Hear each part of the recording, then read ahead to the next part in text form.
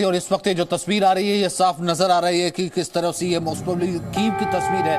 बहुत तेजी से ये देखिए, बहुत तेजी से यहाँ पर जो है अलार्म बज रहे हैं लगातार वहां पर। बाकी और जो डोनबास का इलाका है वहां से लगातार हमले की तस्वीरें आ रही है, वहां पर डिस्ट्रक्शन की तस्वीरें आ रही है। आपको यहाँ पर एक सेकंड के लिए रोक रही हूँ। रूस की सेना ये दावा कर रही है कि उसे यूक्रेन की वायु रक्षा क्षमता जो है उसे पूरे तरीके से तहस नहस कर दिया है, तबाह कर दिया है। तो हम क्लेम्स और काउंटर क्लेम्स देख रहे हैं। एक तरफ रूस की सेना ये दावा कर रही है कि यूक्रेन की जो कैपेबिलिटीज है, वायु रक्षा क्षमता है, उसे तबाह कर दिया गया है, खत्म कर दिया गया है रूस द्वारा। वहीं यूक्रेन ये दावा कर रहा है कि उसने रशिया के 5 फाइटर जेट और 1 हेलीकॉप्टर को मार गिराया है। सचिन, बात पूरी करें। बिल्कुल, और इस वक्त यूक्रेन की वायु रक्षा क्षमता को तबाह कर दिया गया है रूस का। फिलहाल ये आधिकारिक बयान आया है क्योंकि सबसे पहले रूस की तरफ से पहले कहा गया था कि आज का ये हमला सबसे पहले यूक्रेन की सैन्य क्षमता को डिसमेंटल करने के लिए, खत्म करने के लिए किया गया है। क्योंकि यहाँ पर याद रखना होगा जिस तरीके की पहले रूस ने चेतावनी दी थी यूक्रेन को कि अब भी वक्त है, यूक्रेन यहाँ पर नेटो में शामिल होने की जिद छोड़ दे, अपनी सेना को वापस ले जाए, डोनबास से पीछे ले जाए और अपने घरों को वापस ले जाए। और उसका इरादा किसी तरीके के इन्वेजन का नहीं है। लेकिन जब पहला हमला हुआ उस वक्त रशियन डिफेंस मिनिस्ट्री की तरफ से बड़ी खबर आई थी कि ये जो हमला है वो हमला किया गया है फिलहाल यूक्रेन के सैन्य ठिकानों को डिसमेंटल करने के लिए, यूक्रेन की सैन्य क्षमता को खत्म करने के लिए। और अब ये खबर आ रही है कि यूक्रेन की वायु रक्षा क्षमता को तबाह कर दिया गया है। ये एक बहुत बड़ी खबर है। और एक और बड़ी खबर आ रही है, रूस साइबर हमला कर सकता है। अब ये यूक्रेन कह रहा है रूस साइबर हमला कर सकता है। तो दिखा रहे हैं हम आपको कि इस तरह से क्लेम्स और काउंटर क्लेम्स की जो पूरी लड़ाई है वो चल रही है।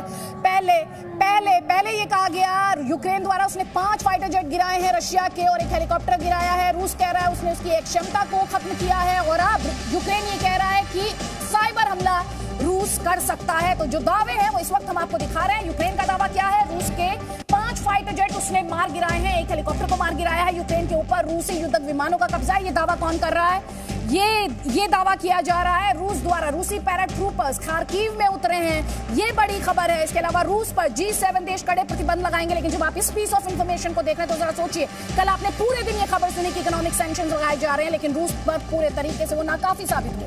यूक्रेन की वायुसेना को बेअसर किया है, उसकी क्षमता को तबाह कर दिया है। ये रूस का दावा है जो लगातार जी न्यूज आप तक पहुंचा रहा है। तस्वीरें हम आप तक पहुंचा रहे हैं सोशल मीडिया के हवाले से।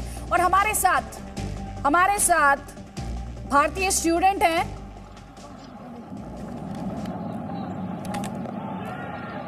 कृपेंद्र यादव हमारे साथ हैं। सबसे पहले आप इस वक्त क्या देख पा रहे हैं, क्या सुन पा रहे हैं, आप हमारे दर्शकों को बताइए प्लीज।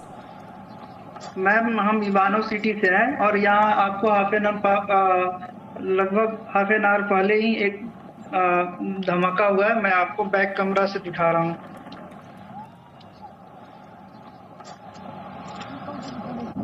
तो ये धमाका हुआ है, आप ये बता रहे हैं। आप बात करते रहे, तस्वीर भी आप दिखाते रहे दीपेंद्र।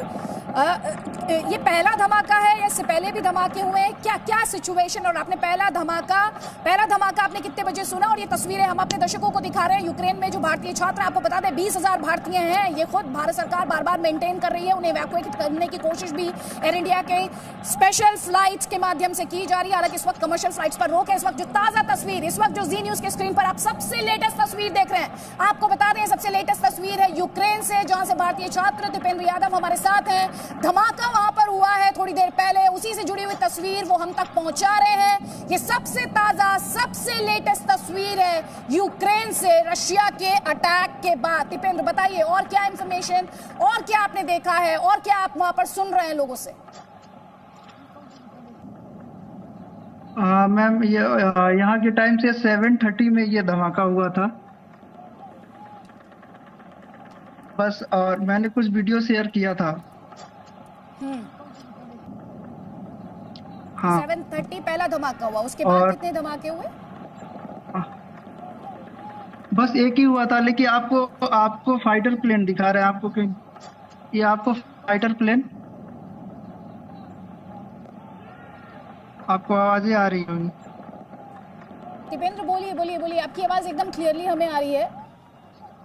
फाइटर प्लेन को लेकर आप इबोना से हैं, आप इबोना हाँ में इस वक्त रहते हैं। 7:30 के अप्रॉक्स आप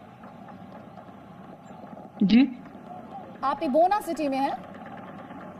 हाँ, इवानो इबानो। ओके ओके, इबानो सिटी में आप हैं। एक बार फिर से बताइए, आपने क्या देखा और क्या आप हमारे दर्शकों के साथ मौजूदा हालात को लेकर शेयर करना चाहते हैं? मैंने जो देखा वो दिखा रहे हैं हम। और अभी एक ही आपको धमाका हुआ था, उसके बाद अभी तो दूसरा कोई कुछ हुआ नहीं। तो आपको किसी तरह की वार्निंग, पब्लिक सिस्टम से किसी तरह की अनाउंसमेंट्स, सायरन्स की आवाज सुनाई दी हो, किसी तरह की इंस्ट्रक्शंस हो? क्योंकि आपकी ये तस्वीरें बहुत इंपॉर्टेंट हैं। इस वक्त जी न्यूज़ सबसे पहले अपने दर्शकों तक पहुंचा रहा है यूक्रेन से। नहीं, इस तरह की कोई सायरन नहीं मिला था। तो एग्जैक्टली क्या हुआ जब आपने ये धमाका सुना? हुआ क्या? मैम बस वही एक धमाका सुना, उसके बाद तो कुछ हुआ नहीं। अभी तक तो कुछ नहीं हुआ।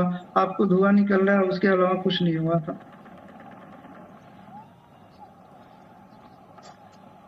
तो अभी किस तरह के हालात है वहां पर? अभी तो सारी चीज नॉर्मल है। अब जो हुआ बस वही हुआ है। इंस्ट्रक्शंस किस तरह के अथॉरिटी से कि घर में रहना है? नहीं, अभी तो किसी तरह का कोई इंस्ट्रक्शन नहीं है। किसी तरह की कोई इंस्ट्रक्शंस नहीं है। आपके जैसे वहां पे कितने और भारतीय हैं जिनके साथ आप संपर्क में हैं? यहाँ अप्रॉक्स आपको 1200 टू वही 1200 से 1400 इंडियन होंगे यहाँ पे। इबानो सिटी की बात करें तो आप बता रहे हैं कि करीब 1400 इंडियंस हैं, या जिस लोकेलिटी में आप हैं वहां पर आप 1400 इंडियंस की बात कर रहे हैं? नहीं, इवानो में 1200 से 1400 इंडियन होंगे। अदिति, मैं एक सेकंड रोकूंगा आपके साथ। तिपेंद्र मौजूद हैं, लेकिन इस बीच जो है बड़ी खबर ये कि एक तो यूएनएससी को जो है इमरजेंसी सेशन बुलाना पड़ा। लगातार वहां पर जो है कंडेम किया जा रहा था इस अटैक को। यूक्रेन की तरफ से शार्पली क्या अटैक किया गया, रशिया को क्या कहा गया, आइए एक बार वो सुनते हैं।